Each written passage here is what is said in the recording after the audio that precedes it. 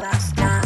I'm a superstar. To begin from the beginning, when we begin on a piece of paper which is just white paper and a pen, and we write the first line of the film, which begins with fade in. In case of Wazir, it was like faded, and the first line we wrote that it's raining and Danish Ali meets Ruhana. It's a very scary state, very scary. And at this moment, all of us, Abhijat, Rajuni, are going through the same state with the next film. It's scary. You have one piece of paper, you have one pen, you write one line, and you don't know how to follow it up. I had asked a great filmmaker, Akira Kurosawa, once how you write a script, and he said, fade in, write, fade out. Then he spoke in Japanese, which was the translator said, that's the only way you can write. So today, this little function we are dedicating to the writers who are really the backbone of the film. Of course, we see stars who do great job, we have the stars here, we have directors here, we have, music people here, but the backbone is really the screenplay. If the screenplay is good, even a bad director cannot make a bad film. But if it's a bad screenplay, the best director, the best actor cannot make a good film. And Raju Hirani on stage to take this further, to introduce to you one of the finest writers in the film industry ever, who's present with us, whose name came before the name of any director or the actor. And I'm referring to Javed Saab, I'm very grateful he's here to represent this idea of a writer, and I'd like to now call Abhijat and Raju to take this further. Thank you. It's a little emotional to be standing here. This film is special for me because the seed of the idea for this film, Vinod told me the day I first met him. It was not to happen for many years, many years, more than a decade after that. But he told me about two chess players and the thriller around it, that far back in time. And then we attempted an English language film for 4 years called 64 Squares. And my learning in cinema, in screenwriting, I would say happened through that process of scripting. Vinod was my mentor through that process, and at the end of it, though that film could not happen at that time, it had equipped me, I believe, to be able to write Lagero Munna Bhai, because Raju read that script and trusted me, after a few mishaps, I have to admit, but trusted me to write Lagero Munna Bhai with him. So this film is truly special for me. Vinod, I still call Alexia, which is based on the name of the character in the English film that we are attempting. Someday we'll make it, that film also. And it's a double blessing today because Javed Saab is here. Like Ekalavya, I think, why just all writers from in India must have learned their craft from him and Salim Saab. He's clearly the wittiest man I've ever met in my life. We used to hear the stories of Birbal, Oscar Wilde, Bernard Shaw. Sometimes we do not recognize that a Bernard Shaw or an Oscar Wilde is among us. And it's irritating that when we only hear about Coppola's and Scorsese's, we do not recognize talents of even greater dimension just because they are close to us. Javed Saab, I cannot tell you how much we have learned from you, and it's a real privilege, sir, that I'm able to say that to you in person today. Writers की बात निकली है तो मुझे याद है कि Alfred Hitchcock से एक बार किसी ने पूछा था कि आपने बड़ी अच्छी फिल्में बनाई हैं, कामयाब फिल्में भी बनाई हैं, आपका रहस्य क्या है, आपका गुरु मंत्र क्या है एक अच्छी फिल्म लिखने का, एक अच्छी फिल्म बनाने का? तो उन्होंने कहा था कि एक अच्छी फिल्म बनाने के लिए सिर्फ 3 बातें याद रखनी चाहिए। पहली बात, एक अच्छी स्क्रिप्ट। दूसरी बात, एक अच्छी स्क्रिप्ट। और तीसरी बात, एक अच्छी स्क्रिप्ट। तो I am happy here today that इस फिल्म से काफी राइटर्स जुड़े हुए हैं। Farhan himself is a writer जो इस फिल्म में एक्ट कर रहे हैं, अभिजात विनोद जिन्होंने ये फिल्म लिखी है, और सबसे खुशी की बात है कि जावेद साहब आज यहाँ हम लोगों के बीच हैं, जिन्होंने आई थिंक जो हिचकॉक, एल्फ्रेड हिचकॉक की कही हुई बात है उसको इस खूबसूरती से अपनाया है। यानी मुझे नहीं लगता कि हम एक कामयाब फिल्म कहते हैं, हम एक फिल्म जो ज्यादा बिजनेस करती है कहते हैं कि बड़ी सक्सेसफुल फिल्म है, पर मुझे लगता है सक्सेसफुल फिल्म वो होती है जो जहन में घुस जाए। आप देखिए 40 साल पुरानी फिल्में जावेद साहब की, हम आज भी उनके डायलॉग बोलते हैं। मुझे नहीं लगता आई थिंक जावेद साहब ने उस वक्त लिखते हुए सोचा होगा कि कोई 40 साल बाद आज कहेगा मेरे पास माँ है। तो हम कहेंगे आज हमारे पास। आई कंप्लीटली अग्री जो अभिजात ने कहा कि हम जब 10 बार अटकते हैं कहीं स्क्रिप्ट में, हम याद करते हैं और सोचते हैं कि जावेद साहब इसको कैसे सॉल्व करते हैं। फिर हम पुरानी फिल्में निकाल के इनकी देखते हैं और सोचते हैं कि कैसे इन्होंने ड्रामा इनहांस किया, कैसे हर चीज को हैंडल किया, कैसे डायलॉग्स लिखे। वो तो आज भी हम मिलते हैं तो बस मैं तो हंसता रहता हूं उनको मिलकर। सिर्फ ही इज एक्चुअली, मैं कहता हूं कि आपको स्टैंड अप कॉमेडी भी करनी चाहिए लिखने के अलावा। तो I am happy he is here, और आई थिंक हम सब कह सकते हैं जैसे कि हमारे पास जावेद साहब हैं। हमारे पास Javed, correct. Would like to welcome Javed साहब on stage. जावेद साहब ने एक बहुत कमाल की नज्म लिखी है, इस जो ये पढ़ेंगे आज। जो नज्म जब मैंने सुनी तो मुझे लगा कि ये नज्म ही वजीर फिल्म है, जो इन्होंने अभी मुझे सुनाई हाल में ही, मामी के दौरान हम लोग मिले महबूब स्टूडियो में। वो नज्म ही मैं इनसे गुजारिश करूंगा कि ये ज़रूर आज आप सबको ट्रेलर रिलीज करने से पहले ये नज्म आपको ज़रूर सुनाए। शुक्रिया जावेद साहब। Thank you very much. पहले तो मैं विनोद जी का, अभिजात जी का और राजू जी का शुक्रिया अदा करना चाहूँगा। आवाज़ आ रही है आपको?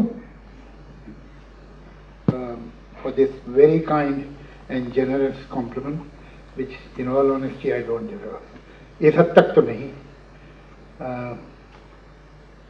ये सही है कि स्क्रीन प्ले एक तरह से कहना चाहिए कि ब्लूप्रिंट होता है फिल्म का, लेकिन जाहिर है कि वो कहते हैं गालिब की ज़बान में, कतरे से गोहर, गोहर यानी मोती, देखें क्या गुजरे है कतरे से गोहर होने तक। तो वो बहुत सारी स्टेज से जाता है और वो जंजीर ऐसी है कि उसमें कोई भी लिंक अगर वीक हो तो as they say in English the strongest chain is as strong as it weakest link.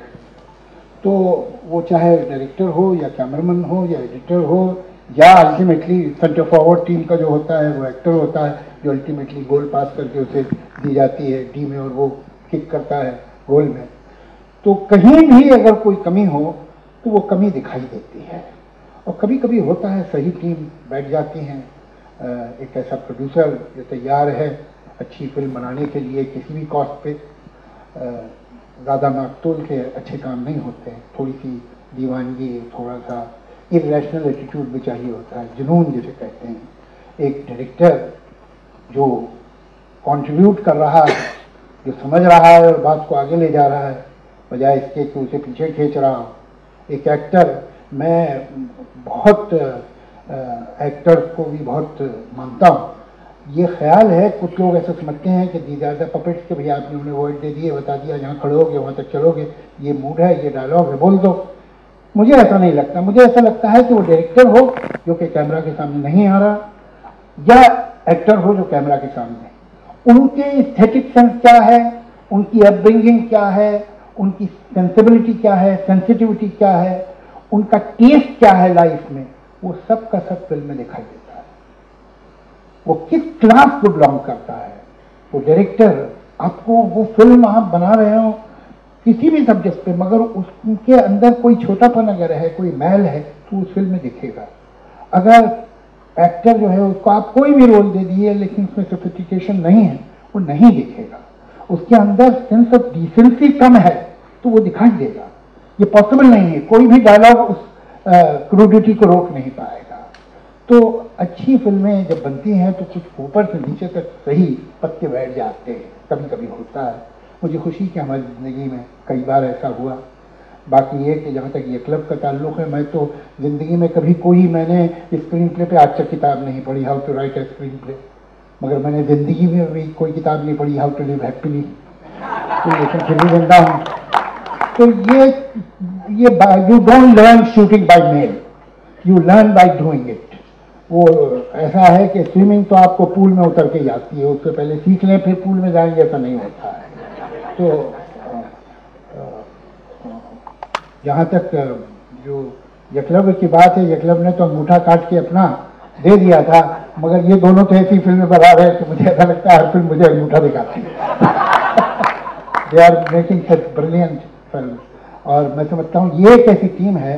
एक बहुत एक्सप्लेनेशन आजकल की जाती है, देखिए क्या है, बहुत डाइवर्ट हो गई है सोसाइटी, और वो पहले ज़माने में था एक कुछ कॉमनैलिटी थी, अब नहीं रही है because of economic and socio political reason and so on and so fourth.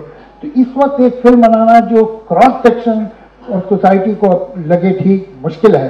भाई बड़े शहरों में हमारा एस्थेटिक सेंस और हमारी सेंसिबिलिटी उनसे मैच करती है, अब हमें क्या मालूम छोटे शहर में लोग अलग ही सोच रहे हैं।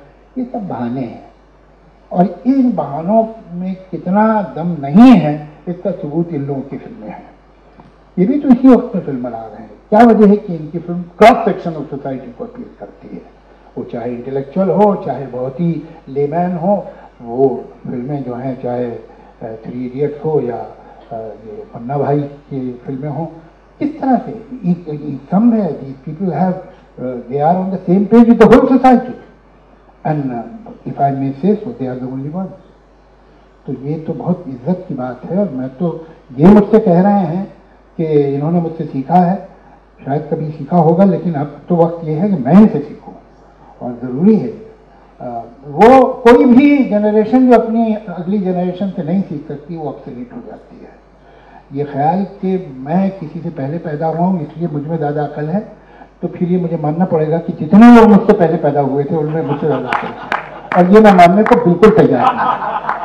तो ये तो in all humility one will have to accept that today's generation has some certain sensibility which we borrow from them or learn from them, that will be our wisdom. तो कोशिश करता हूँ ज़्यादा से ज़्यादा वक्त इनके साथ गुजारूँ। अभी फिर कोशिश कर रहा हूँ कि एक दिन के लिए ले जाऊँ, देखिए कामयाब होता हूँ कि नहीं। और बहुत मुबारकबाद, मैंने इसके विदु जी was kind enough to show me some 10-15 minutes of this film. अगर बाकी फिल्म उसकी 1/4 भी अच्छी है तो भाई कमाल की फिल्म जो so brilliant, so well shot. जो कहाँ हमारे डायरेक्टर साहब कहाँ बैठे हैं, I must congratulate you, your work is brilliant, और कमाल कर दिया आपने। बाकी बातें बाद में करेंगे। तो बहुत उम्दा, और फरहान और ये भी थी, बहुत अच्छा सबका ही काम था। तो मैं बहुत बहुत मुबारकबाद देता हूँ, और मुझे यकीन है, ऐसा वो कहते हैं कि जो हांडी का एक ही चावल देखा जाता है कि गली के नहीं गली, ये हांडी गली हुई है। तो मुझे I am quite convinced that we are waiting for an exceptionally good film that will perhaps release on 8th of December. So let me be the first person to congratulate the team for the success of the film. Thank you. अरे हाँ, ऐसा होता है कि मदारी कहीं जाए तो उसे बिना तमाशे के नहीं छोड़ते, वो तो दिखाना ही पड़ता है। ये एक पोएम है जिसका टाइटल है ये खेल क्या है। तो कहीं पता नहीं कैसे इत्तेफाक से क्या बात हो रही थी, तो मैंने कहा कि वो चेस पे मैंने 1-2 नज़में जिसमें मेटाफर चेस का लिया है, एक नज़म है, तो मैंने सुनाई विदु जी को, इन्हें बहुत पसंद आई, तो उन्होंने फ़ौरन रिकॉर्ड कर ली। फिर उनका ये कहा कि भाई ये तो ऐसी है कि जैसे लगता है कि मेरी फिल्म की कहानी आपने इसमें लिखी है। तो चलिए जो भी है आप सुन लीजिए। इसमें जाहिर है कि बातें तो दूसरी हैं, लेकिन वो चेस की जरिया कही।